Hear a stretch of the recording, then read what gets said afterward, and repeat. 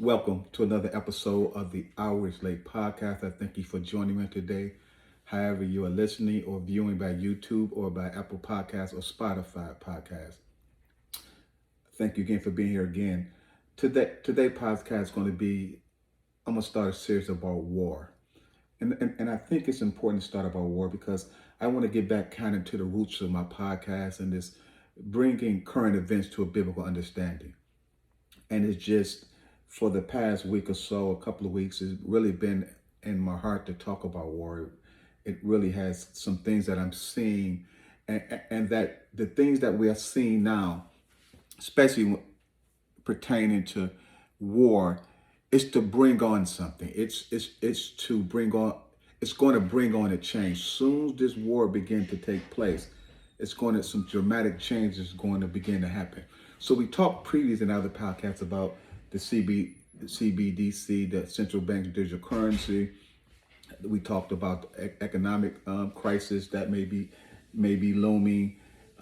We talked about the new world order being brought on by the new world order that was brought on by World War II. The new world order was brought on by World War II. We talked about that in previous podcasts. The proliferation of cyber warfare or cyber attack is imminent. Actually, it's the new arms race, and that all these things are going to come to pass, or all those things are in motion. But the thing that's going to actually lead us towards there, that actually cause these dramatic changes, again, economic changes, bank failures, the introducing of CBDCs, cyber warfare, these things are going to really pick up. And the anchor or the thing that will spearhead that is a war. Will it be World War III? Unsure, but it will be a war that brings these things on. And the world is getting more volatile and more volatile. And I think we're headed towards war. Now there's three things that there's three different things I'm going to look at pertaining to war. So the first one is Israel and Iran. If Israel attack Iran, that probably would bring on World War III. The current war in Russia, in the invasion of Ukraine, and of course China and Taiwan. Those three things can cause World War III. And I'm going to deal with each of them individually, but today I want to deal with Israel, a preeminent attack on Iran, which I think out of the three, that may be the most logical or most likely to happen. It's the least talked about. We in the midst of Russia-Ukraine war. And the Ukraine war, we're hearing a lot about China may want to go into Taiwan, which would actually pull us into a war. But I think the war that kind of out of the three, this is the less considered. I think this is the one that may take place. I think Israel, if Iran continue to try to get nuclear, Israel will attack them. So again, the Bible prophesies these things to come. So it's not that it's out the blue. All these things has to take place. All these things will take place. And as watchmen, we must see these things and begin to say, we're getting closer to that day. We're getting closer to his return because we can see these things happening. So I want to kind of deal with a couple of things today. And for these next few podcasts, I will get more in depth in these subjects. But again, today is would Israel attack Iran?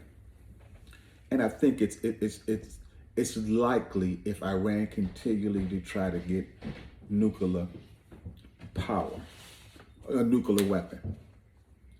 So I wanted one of the things that already has happened that Bible prophesies in Isaiah 17.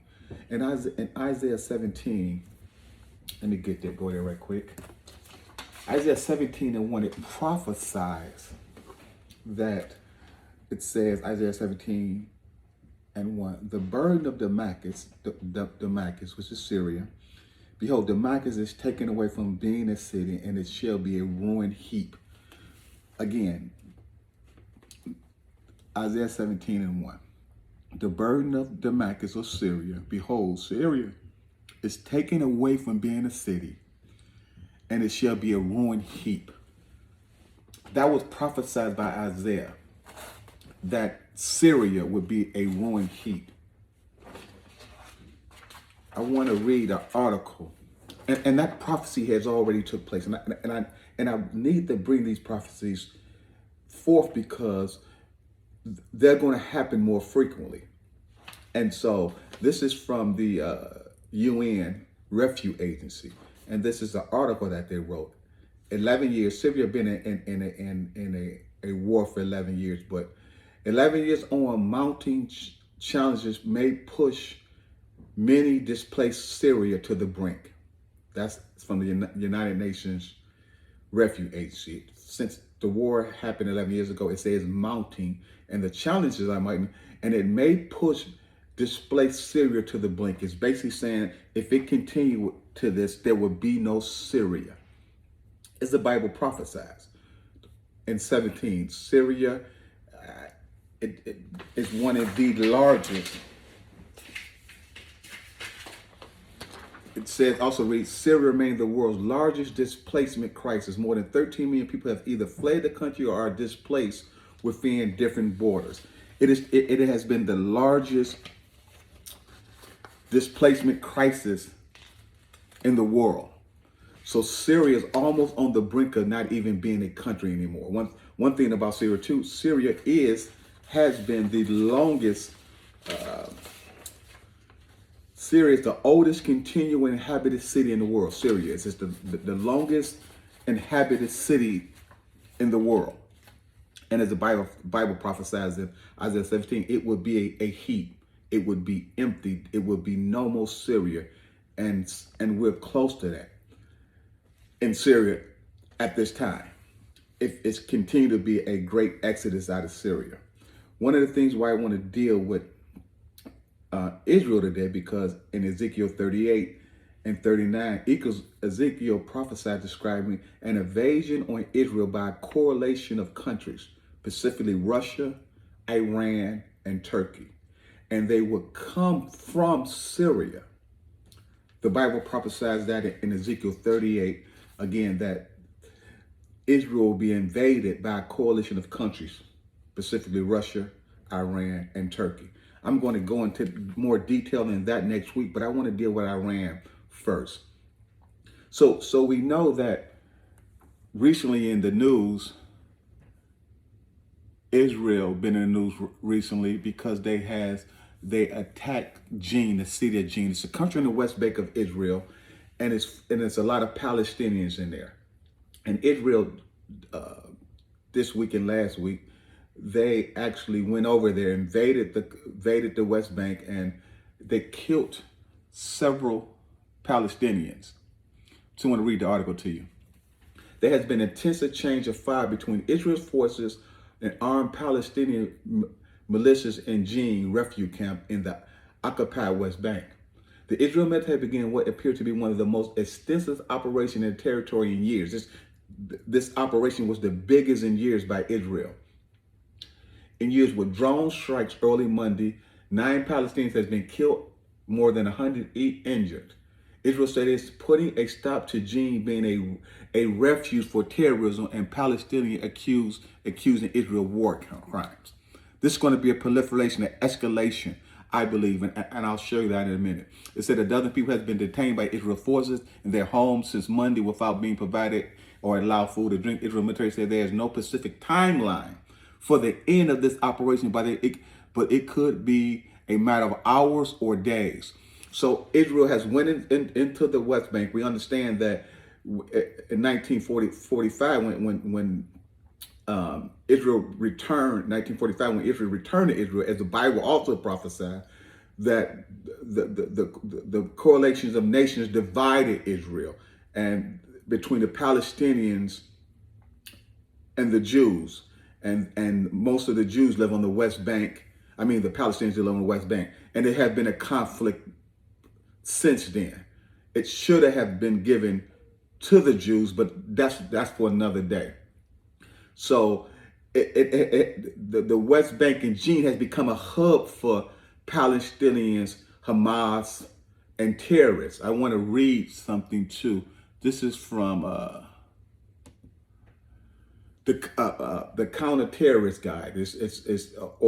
Our Department of National Defense, National Intelligence, Department of National Intelligence. It reads that the Palestinian Islamic Jihad (PGI) is a Sunni Islamic militant group seeking to establish an Islamic Palestinian state that is committed to the destruction of Israel. It is the second largest militant group in the Gaza Strip. The Gaza Strip sits west of Jerusalem, where the Jews are at, and the West Bank. Founded in 1979 as the offshoot to the Muslim Brotherhood in Egypt, the group has drawn inspiration from the Iranian Revolution. So that's one of the problems, is that this Islamic group that sits in the West Bank, who have perpetrated terrorist attack inside Israel. They didn't shot missiles over there. They have underground tunnels where they go and detonate bombs. So this sits right inside Israel, but it sits on the west, and they're backed by Iranians, revolution, and receive support from Iran, Syria, and